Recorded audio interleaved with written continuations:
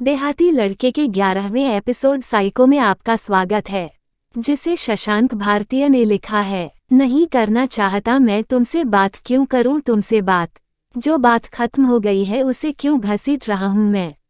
आखिर फायदा क्या है इन सब का, तुम वापस तो नहीं आ जाओगी। कल युवान आया था, कह रहा था कि हर शनिवार स्पीड टेस्ट देने साथ चलेंगे उसकी बाइक से। हर शनिवार मुझे उसकी शक्ल देखनी पड़ेगी। अपनी बाइक की धौंस दिखाने की कोई जरूरत नहीं है। लखनऊ में ऑटो चलना बंद नहीं हुए हैं। अगले शनिवार मैं मोबाइल ही स्विच ऑफ कर लूंगा। हाँ, डर लगता है मुझे दोस्ती से। अब फ्रेंडशिप, ये शब्द सुन सुनकर पक चुका हूँ मैं। तुमने इस शब्द को जार जार कर दिया है। ये फ्रॉडशिप है। यह ऐसा शिप है जो डूबेगा ही डूबेगा। थक गया हूँ मैं इस दोहरी जिंदगी से। आई डोंट केयर एनीमोर का ये नाटक करते करते। मेरा मकान मालिक कहता है कि रात भर लाइट क्यों जलती रहती है तुम्हारे कमरे की। आईएएस बनने का इरादा है। रात के 3 बजे गेट खोलकर कहाँ निकल जाते हो। उस बेवकूफ़ को क्या पता कि सुबह 3 बजे मॉर्निंग वॉक का अपना ही मजा है। उस आंखों से गिरती है। सुबह सुबह योग करने वाले बूढ़े एक दूसरे के साथ हंसते हैं। मैं अपने आप पर हंसता हूँ। मैं बहुत बिजी रहता हूँ।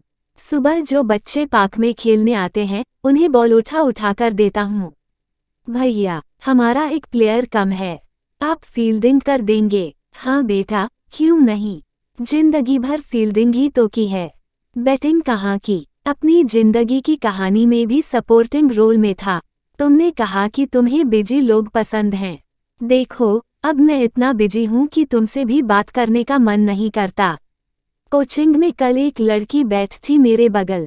युवान की भाषा में 7 चलेगी 10 की जलेगी टाइप। कल से आगे बैठूंगा, कोई जरूरत नहीं दोस्ती बढ़ाने की। अंजाम मालूम है क्या होगा। उसे पता भी नहीं कि कहाँ से हो आप, घर में कितने भाई बहन हैं टाइप बातों से शुरुआत नहीं की जाती। गंवार कहीं की। बात करते करते अपनी नेल पेंट से पोती उंगलियां भी लहरा रही थी। उसे क्या बताऊं कि मेरे पास एक लड़की थी जिसके पास भरा पूरा कलेक्शन था नेल पेंट्स का। सुंदर थी पर गंवार थी, फर्जी इम्प्रेस थी। हाँ, तो एसएससी की कोचिंग में लड़कियां नॉलेज से ही इम्प्रेस होंगी ना, तुम्हारी तरह स्वैग से नहीं होती। नए नए शब्द ईजाद किए हैं तुम लोगों ने। फीचर्स नहीं अच्छे हैं, स्वैग नहीं है। पता नहीं क्या मतलब है इनका। नहीं है स्वांग मेरे पास। युवान और रितेश जैसे लड़कों के पास होगा। नहीं आना है मुझे शशांक और युवान के बनाए the Troikaa marine drive plans पर। कॉलेज खत्म हो चुका है और हम अब ऑफिशियली बेरोजगार हैं। इन दोनों की तरह मेरी जिंदगी में खुशियां ही खुशियां नहीं भरी हैं। नौकरी नहीं मिलेगी तो गांव में इतने खेत भी नहीं है मेरे पास। नहीं मिलना है मुझे तुमसे भी। हाय, आई एम प्रेरणा दीक्षित से। Prerna Dikshit feeling excited with Afsana Siddiqui and 5 others से। Prerna Dikshit having fun with this at hookah lounge से 3 बार आईडी डीएक्टिवेट करके एक्टिवेट कर चुका हूँ। तुम्हारा नंबर डिलीट कर दिया है, पर क्या करूँ, दिमाग में छपा हुआ है। 2-3 अलग नंबर से मिक्स करके याद करता हूँ ताकि ओरिजिनल नंबर भूल जाऊँ, पर क्या करूँ भूलता ही नहीं है। तुम कहती हो कि तुम मुझे मिस करती हो, तुम मुझसे बात करना चाहती हो। मैं भी तुमसे बात करना चाहता था। हर पल हर वक्त हंसना चाहता था, शेयर करना चाहता मेरे फर्जी के जोक्स, महसूस करना चाहता हर महसूस करने लायक इमोशन। और वो जो तुमने कहा था कि जब वी मेट की तरह बास्केट में फूलों भरी साइकिल पर घूमना किसी हिल स्टेशन पर, हम जरूर पूरा करेंगे ये सपना रज्जो वो भी। फिर तुमने कहा कि तुम बिजी हो घर के कामों में, दोस्तों में, रिश्तेदारों में। कपड़े प्रेस करवा के ड्यू मारकर बैठा हूँ क्योंकि तुम आने वाली हो मिलने 11 बजे। 10:50 पर तुम कहती हो कि तुम नहीं आ सकती, कोई घर पर आ गया है। कल पक्का, गॉड प्रॉमिस। मेरा ओवरस्मार्ट दिमाग ये कैलकुलेट करना चाहता है कि घर से तो तुम्हें 10:30 पर ही निकल लेना चाहिए था। मैं अपने दिमाग को डांटता हूँ, चुप बे, सही ही कह रही होगी वो। तुम अगले दिन भी नहीं आती। मैं मानने को तैयार हूँ कि आज भी कोई आ गया होगा, अतिथि देवो भव, पर तुम बताना भी भूल जाती हो। कितनी भुलक्कड़ हो गई हो तुम इन दिनों। तुम भूल गई मेरी 3 मिस्ड कॉल्स पड़ी हैं तुम्हारे फ़ोन पर। तुम भूल गई कि मेरे 3 मैसेजेस पड़े हैं जिनका तुमने जवाब नहीं दिया है। और यह झूठा बीएसएनएल कह रहा है कि वो डिलीवर्ड हो गए हैं। तुम कहती हो कि मैं बहुत ईगोइस्ट हूँ, समझता नहीं हूँ। कभी समझाओ तो, मैं बचपन से ही बहुत इंटेलिजेंट हूँ। मैं समझ जाऊंगा। तुम मुझे नाराज करके अगले नॉर्मली बिव नहीं कर सकती। मत मनाओ पर कम से कम एक्सेप्ट तो करो कि तुमने कोई नाराज करने वाला काम किया है। और फिर तुमने क्या कहा? कहा कि मेरी जिंदगी में कोई और आ गया है और तुम मुझे कोई घटिया सा भूल जाने लायक नाम बताती हो। कोई खान। तुमको क्या लगता है कि मैं उसका नाम याद रखूंगा? कितनी आसान बात है। कितने रहस्यमय तरीके से लड़की के बड़े भैया लोग उसके बॉयफ्रेंड निकलते हैं। तो जाओ खनखनाओ अपने खान के साथ, मुझे क्या बता रही हो? लड़कियों में बातचीत का कोई प्रोटोकॉल होता है क्या? जैसे वह पूछती होगी, तुम्हारा कोई बॉयफ्रेंड है? जवाब तो आप गैस कर ही सकते हैं, भारत का सेक्स रेशियो देखकर। अगला सवाल होगा, तो क्या तुम्हारे पास कोई स्टॉक में है जो तुम्हारा स्टेटस और इमोशनल कॉन्फिडेंस मेंटेन कर सके, जिसे बाहों में बाहें डालकर चल से या गले मिलकर संतुष्ट किया जा सके? मुझे बताओ प्रेरणा, मुझे जवाब दो। उस दिन क्या हुआ था? फेयरवेल के दिन मैंने पूरी तैयारी की थी कि ये दिन हम साथ बिताएंगे, और तुमने क्या कहा? कि तुमसे कोई मिलने आ रहा है और तुम उससे मिलने जा रही हो। वो भैया अचानक तुम्हारे लिए इतने इम्पोर्टेंट हो गए। ऐसे लास्ट मोमेंट पर किसी का प्लान नहीं कैंसिल किया जाता। ऐसे नहीं होता है प्रेरणा। Learn some manners. तुम्हें भी मैनर्स सीखने चाहिए। You don't understand Rajat, I understand, but I don't want to be the understanding one every time। अंग्रेजी ना पेलो हमसे, तुमसे बहुत ज्यादा आती है। ठीक है, ऐसे किसी का दिल नहीं तोड़ते प्रेरणा। ये गुड मैनर्स नहीं है। वापस आ जाओ ना, मैं अब भी तुम्हारा इंतजार करता हूँ। वहीं हमारी कॉर्नर वाली जगह पर गेट नंबर 1 से गेट नंबर 2 तक पहुँचने में 15 मिनट लग जाते हैं अब, क्योंकि मेरे पीछे दौड़ने के लिए तुम नहीं होती हो।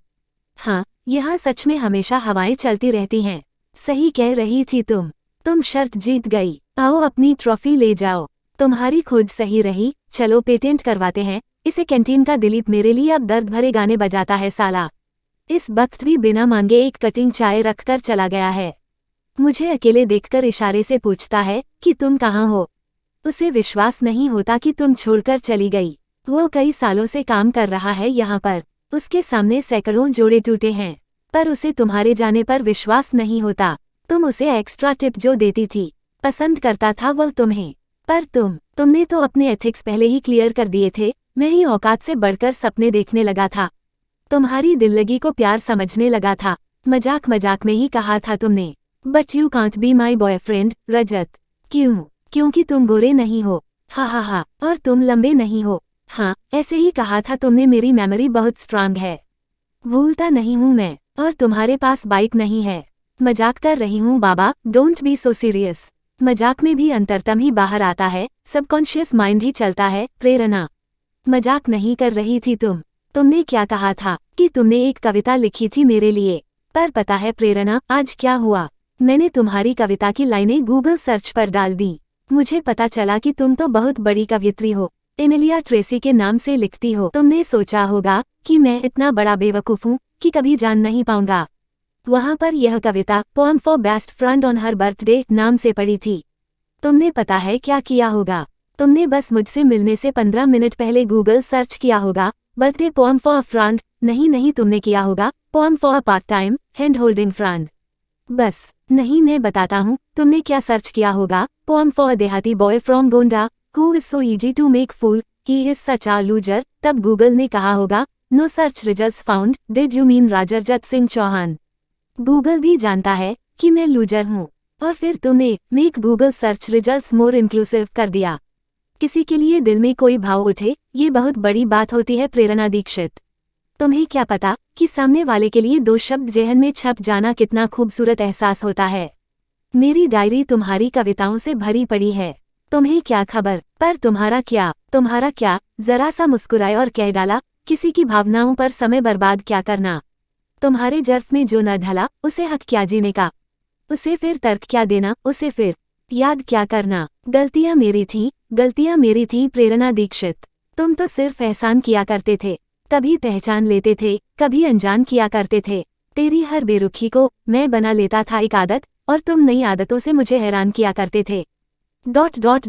सामने रखी दिलीप की दी हुई चाय ठंडी हो गई थी। एक हाथ मारने पर मेज पर फैल भी गई।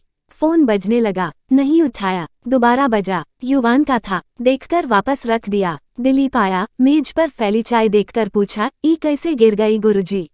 मैंने झूठ दिया, गलती से हाथ लग गया। फोन फिर से बजा। दिलीप मुझे ही घूर रहा था। मैंने फोन उठा लिया। वह मैं दूसरी लेकर आता हूँ कहकर चला गया। फोन पर युवान की आवाज आई, शशांक के रूम पर मिलो, कुछ बात करनी है। इससे पहले कि मैं कुछ और पूछता, उसने फोन काट दिया। मुझे वितृष्णा हुई कि उसके रूम पर मिलने को क्यों कह रहा है।